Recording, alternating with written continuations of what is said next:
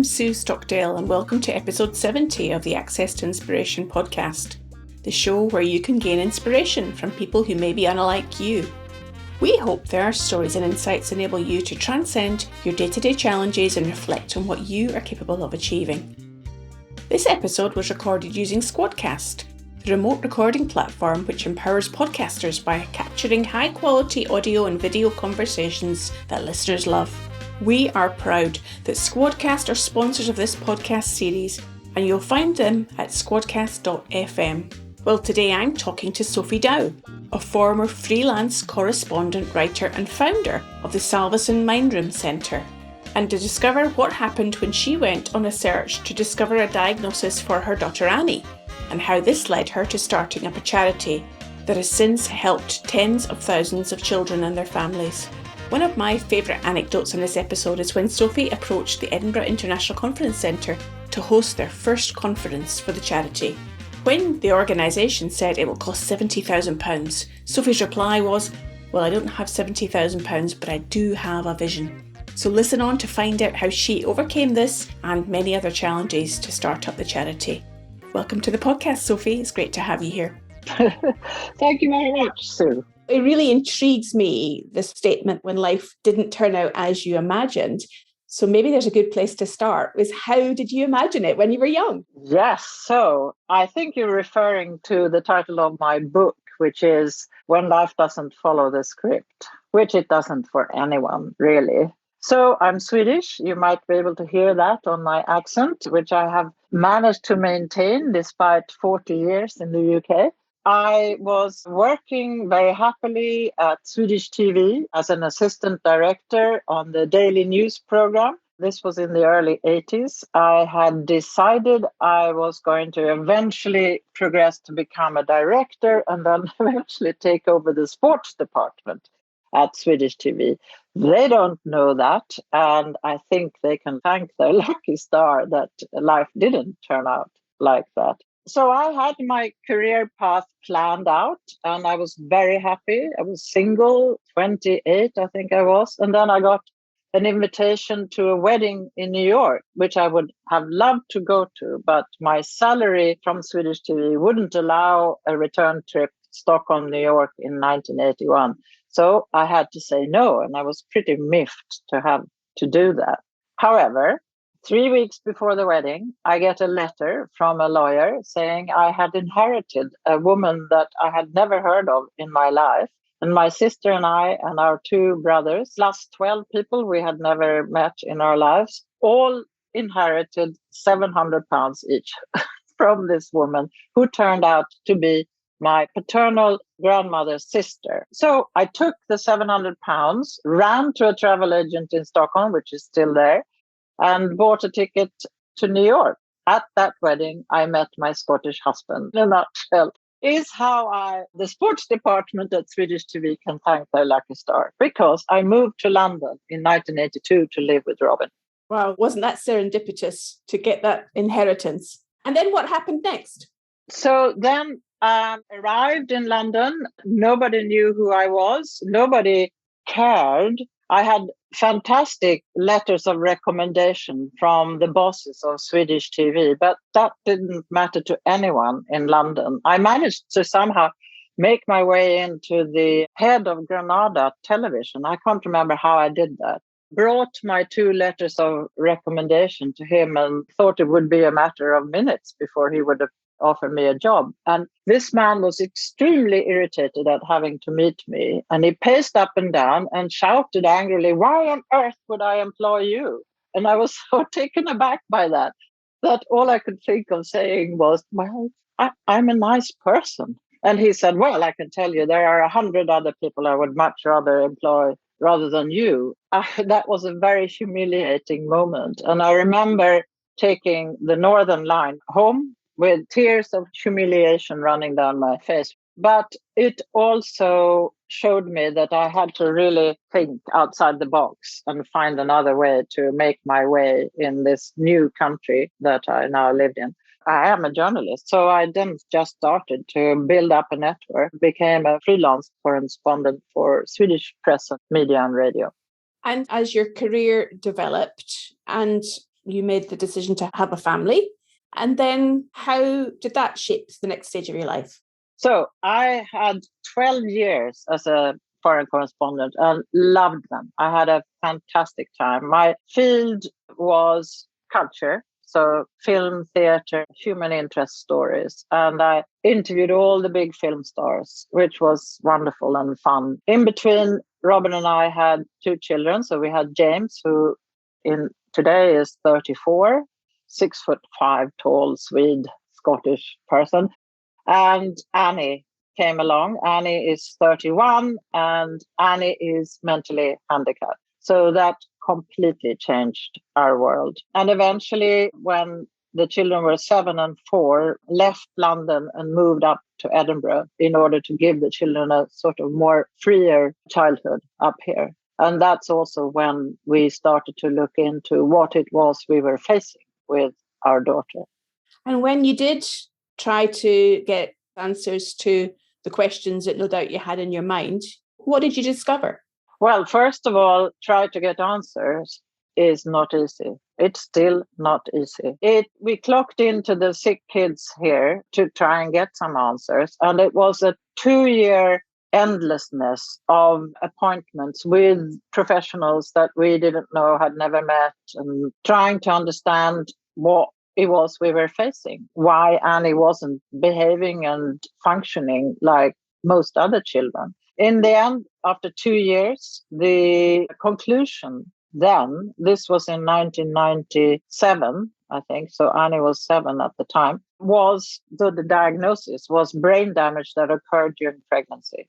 Today, when Annie is 31, we know that wasn't right, but that was as little as they knew then.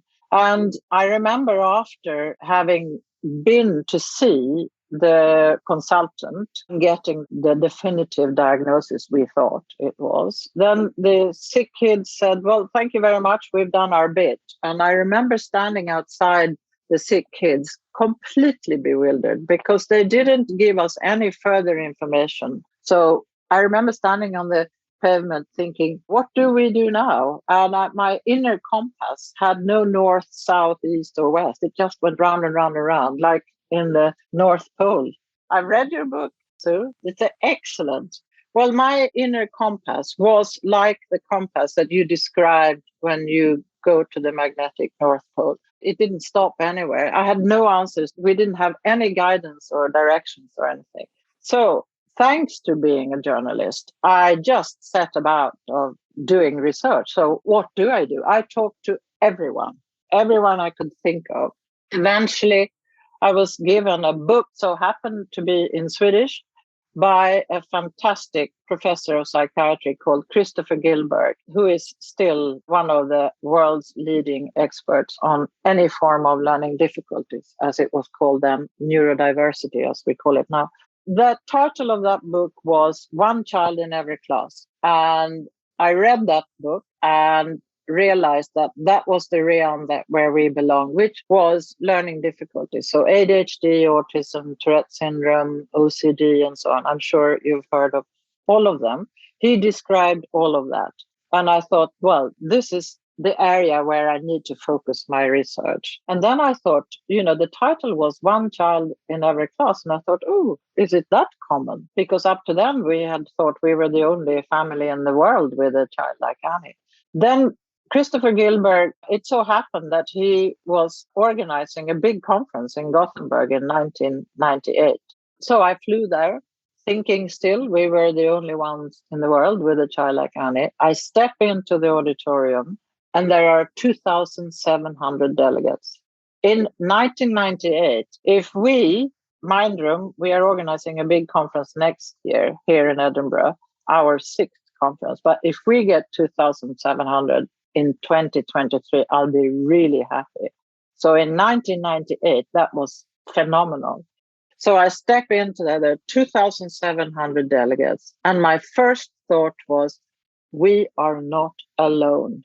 And then I looked at the demography of the delegates, and they were parents like myself. They were grandparents who wanted to help but didn't have the tools to do so. They were professors and teachers and head teachers and speech therapists, anyone that is needed in order to support and help a child that's struggling. So then I spent 2 days listening to desperate statistics about loneliness, bullying, exclusion, prison statistics, divorce in families, and even children who were thinking about suicide. And I found that completely unacceptable. I still find it completely unacceptable. That must have been quite a relief to realise that you weren't alone, and then to get those statistics and information. I'm wondering what that caused or motivated you to do. Absolutely, it was a reassurance, but it was a reassurance that gave me force because I knew I didn't have to plow my own furrow. Well, I have done in one sense. I realized actually this is a public health issue that hasn't been addressed. It's still a public health issue today in 2022. So you were asking what I did. Well, I found it utterly unacceptable. The thought of going back home to Edinburgh and to say to Annie, I'm really sorry, nothing can be done, was not on. So I decided to do something about this. And I felt I could. So the vision for Mindroom, Salvesen Mindroom now called, was born then and there. So I flew back home and I told Robin what I had experienced and what I had understood, that this is a public health issue that needs addressing. And I told him that I had a vision and I knew I could deliver it. And other people at that point, Sophie, might see there's an issue, hope that they could perhaps have some sort of impact. But I'm wondering what gave you that inner belief that you could do something that would effectively change the way that today people with learning difficulties and their families are supported? I had that question quite a lot. It's been 20 years. In one sense, I can't answer it. It just is innate, the strength within me. And I should thank my mother. My father died very early, but I should thank my mother, who was also a very strong person. But what drives me is human rights. Every single person that's born has the right to a dignified life. What I saw and heard at that conference was none of that. I find that unacceptable, and it's still my driving force. We live with Annie, and she has just as much right to a dignified life as you and I. So it's unacceptable that that's not the case. However, I think society creates or emphasizes someone's handicap. Annie is completely at ease with being mentally handicapped. We now know she's mentally handicapped, and I can talk about that later. But she's completely at ease with that. She has no problem with it. But society has a big problem with anyone who falls out with the norm. So with that inner energy, that inner strength that you brought to wanting to make a difference, how did you then set up the charity, and how has it developed since you founded it? I'd never done anything like that. I had been my own boss for the past 12 years and writing my articles and sending my invoices, and nobody could really tell me what to do. And here I had to really start from scratch and learn what is needed when you set up an organization, judicially, economically, and so on. And that's not my strength. I have likened it to, I don't know if you've seen the film Free Solo. El Capitan is a very vertical piece of rock, actually. And it felt like that at times. And I was very much outside my comfort zone. But I believed so much in the vision that I had created myself that I just kept going. I remember Robin saying to me, Robin, who has had a career in corporate life and so on, he said to me, you have to have a board when you create an organization. And I said, what? A board? Does that mean I have to listen to what other people think I should be doing? And he said, yes. And I said, oh, how many? And he said, at least 6. So I set about putting together what I thought was a board. You have to bear in mind, I was in a new city and part of the country. Nobody really knew me. And in order to put a board together, it's advantageous if you have a previous network, but I didn't have much of that. So I put together a board which consisted of a very good friend of mine who is super, very funny and has a son who is also learning disabled. Robin's sister, because she was extremely well organized, and a friend of ours who used to be Robin's former business partner and so on. And then I presented this suggestion of a board to Robin, and he said, "What do you think this is? Some sort of playground?" And I said, "What do you mean?" And he said, "You can't just have a board with friends. You have to find the right people, even if you don't like them, but if you think that they can contribute to your vision and to the organization, you should ask them." So that was a steep learning curve. I managed to put a fantastic board together, and we got going, I would say, in 2000, really launched ourselves in 2003 with a big conference at the Edinburgh International Conference Centre. That was the launch of what was then called Mindroom, which is now called the Salvesen Mindroom Centre.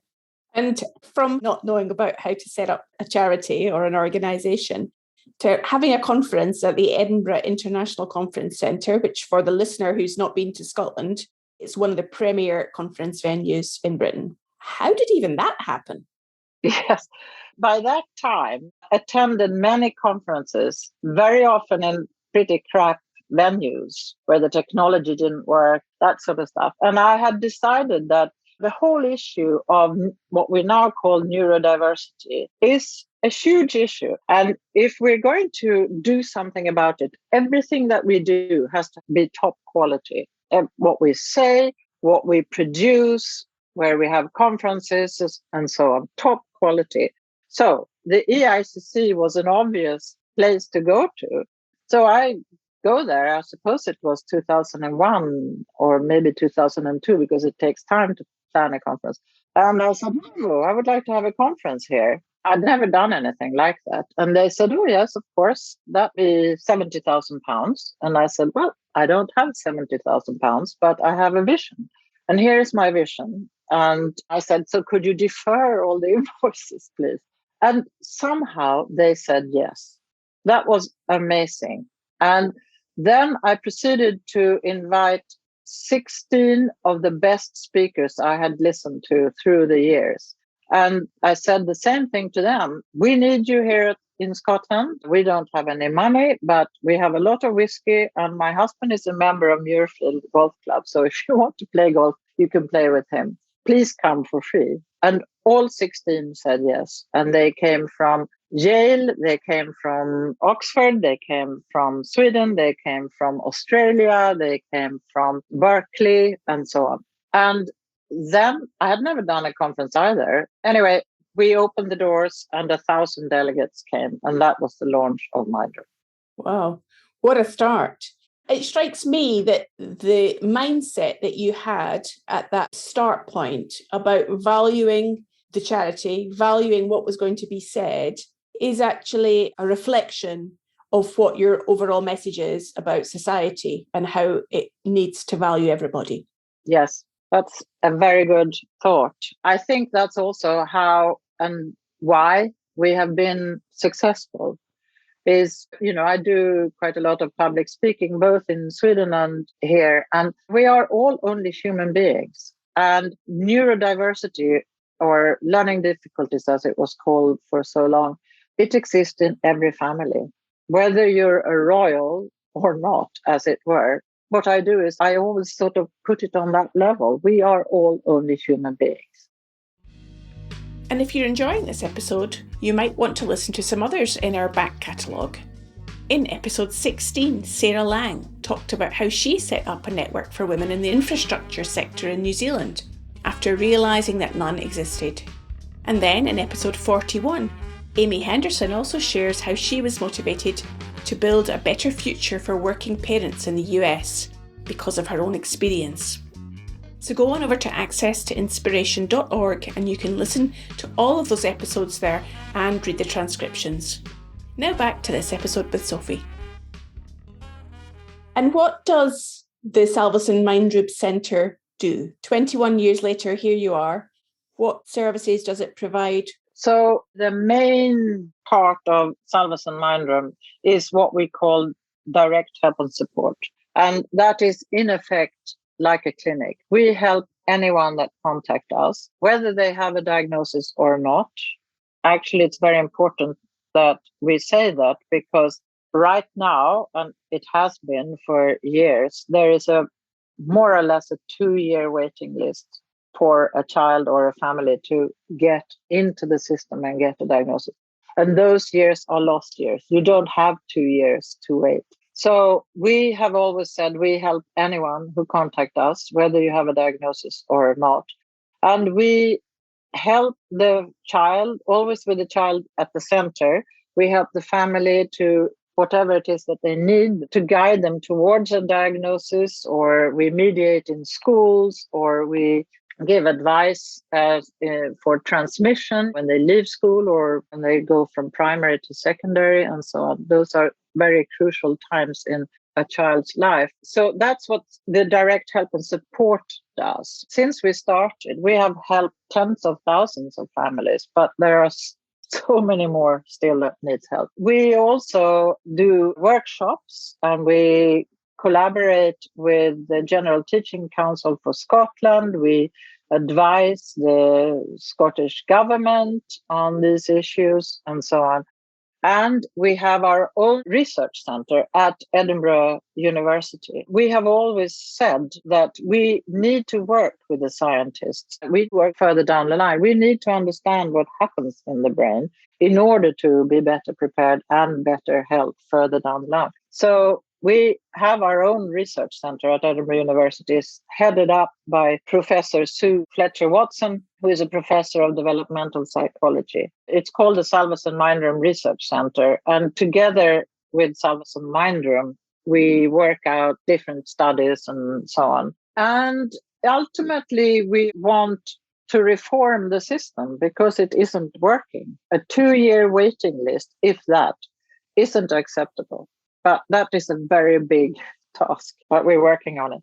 It seems like you like a bold vision, Sophie, not something that's a small vision, but something ambitious. I'm wondering if you were asking Annie what she makes of what you've done, what would Annie be saying? That's a really nice question, Sue.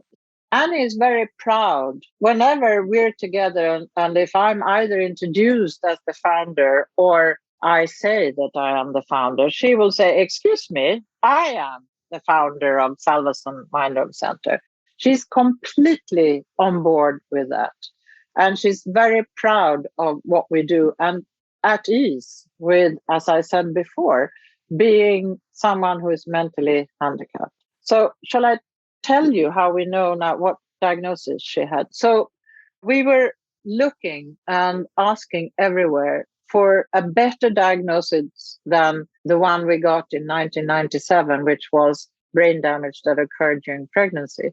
It wasn't specific enough. So I kept looking and asking. And eventually I asked Christopher Gilberg, who had by then become a friend and had spoken at several of our conferences. And I asked Christopher if he would assess Annie and look at her. So he said, of course, and we flew over to Gothenburg, the whole family, and he assessed Annie for 2 days, still couldn't pinpoint what was the reason or the diagnosis. But he said, I think you should look at something being chromosomally not right.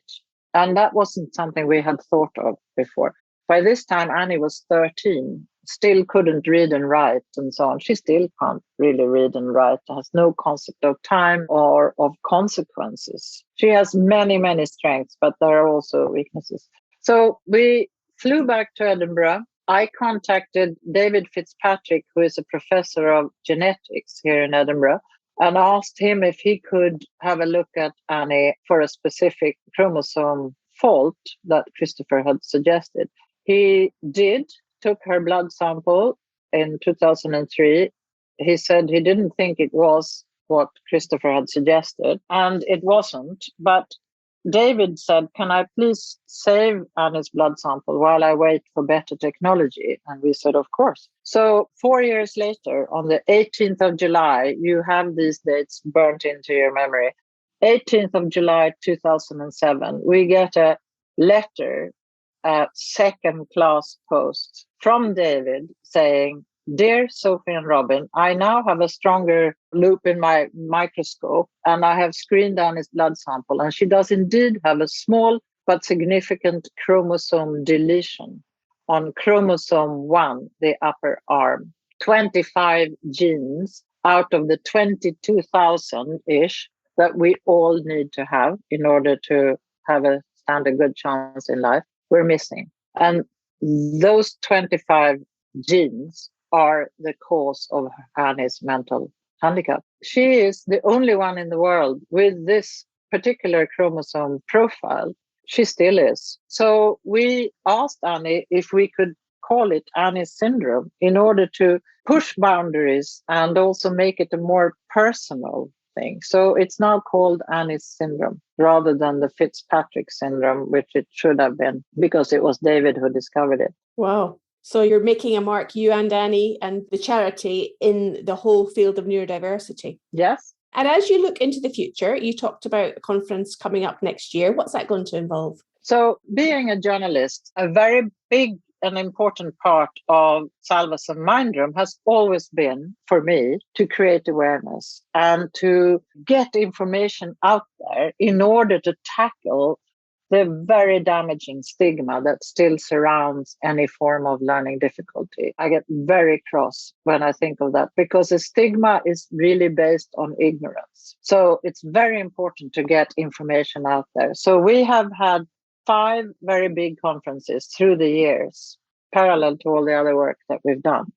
And next year, we are now staging a very big international event back at the EICC, 20 years on from when we first were there. And it's a big conference called It Takes All Kinds of Minds. And it will talk about all kinds of neurodiversity. So any of our listeners who are interested to find out more about that conference, how might they do that, Sophie?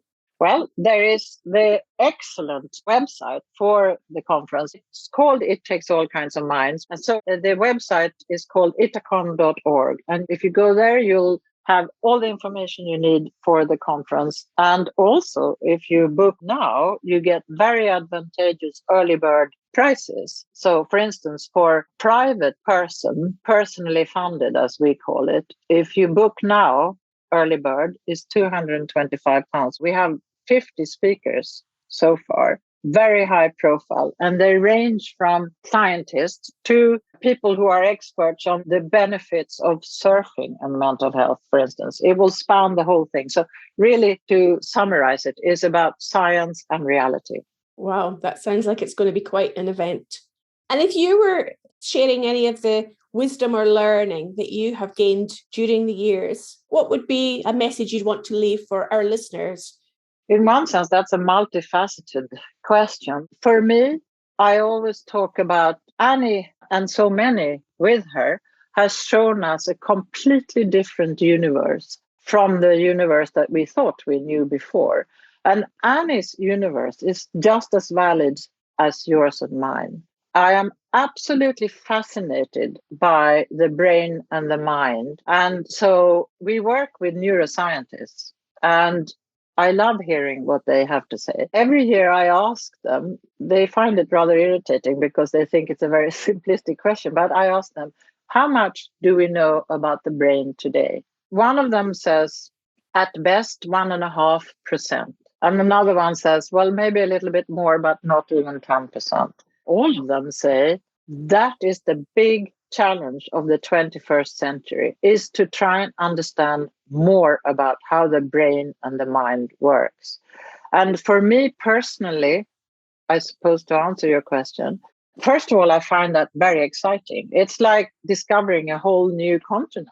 Then I want to see a paradigm shift in how we look at and understand the brain and the competence of everybody. So with the further understanding of the brain, I hope will come a much more inclusive way of looking at everybody, an inclusive way that includes all kinds of minds and makes sure that no mind is left behind. Wow, that's a powerful message from which to leave us. One thing I didn't ask you about, Sophie, was about your book that you wrote. It's written in Swedish, I understand, soon to be in English as well. Yes. One of the things of being a founder, I find the responsibility is to know when to hand over to the next person. And I see Salvesen Mindroom as my third child. But a child should grow up and leave home. So I've always been very aware that my responsibility is to hand over when I'm no longer as effective as a CEO, if you like. You come to a point, and I know you talk about entrepreneurship in your book. And, I think I am a starter up person. And then there comes a point when it's very important to hand over to someone who knows how to take it to the next step. So I did that a few years ago, and I'm now, quote unquote, only on the board, which allowed me time to write, which is what I really love doing. So I was asked to write a book by a Swedish publisher. That in itself was wonderful. So I wrote this book called When Life Doesn't Follow the Script. And I leave it inte följer manus in Swedish. It was published in 2018, and if I may boast a little bit, it had 5-star reviews. It's not a sad book about having a child that's mentally handicapped. It's a book about life with Annie, which is never dull. I talk about neuroscience, and I talk about all the struggles that was involved in setting up an organization when you're not a business person, and so on. And it has a lot of hope, that book. So it's been translated now to English, and it will be ready for the conference next year. It's also being translated into French. Wonderful. So your mission to generate greater awareness, no doubt, will happen with those other language versions of your book coming out in due course. I hope so. I've really enjoyed our conversation, Sophie. I think it's a very important topic for all of us to be more aware of. And I'm sure that our listeners will want to discover more about Salvesen Mindroom Centre as well. How might they do that on the internet? The web address is www.mindroom.org, mindroom.org. I also have a website now, which is sophie-dow.com. Wonderful. Well, it's been a real pleasure to speak to you, Sophie, today, to hear about your journey and the unexpected and wonderful outcomes that have happened when your life didn't follow the script. Nor did yours, Sue. I recommend everyone to read your book, Explore a Life in Adventure. It's so inspirational. I will never go to Antarctica or Greenland or Kenya or the magnetic North Pole. So I was very happy to read about it and your thoughts and struggles as well, and how life has taken you in the most unexpected directions. Well, there is the commonality between both of us, Sophie. And thank you so much for your time. Well, I hope Sophie's story inspired you. And if there's someone you know that needs some help, perhaps supporting someone with learning difficulties, then make sure you tell them to listen to this episode and find out more about Salvesen Mindroom Centre. Next week, I'll be back in the guest chair myself, and I'll be talking to Evelien van den Heuvel about how I inspire people to step into the unknown. I hope you can join us then.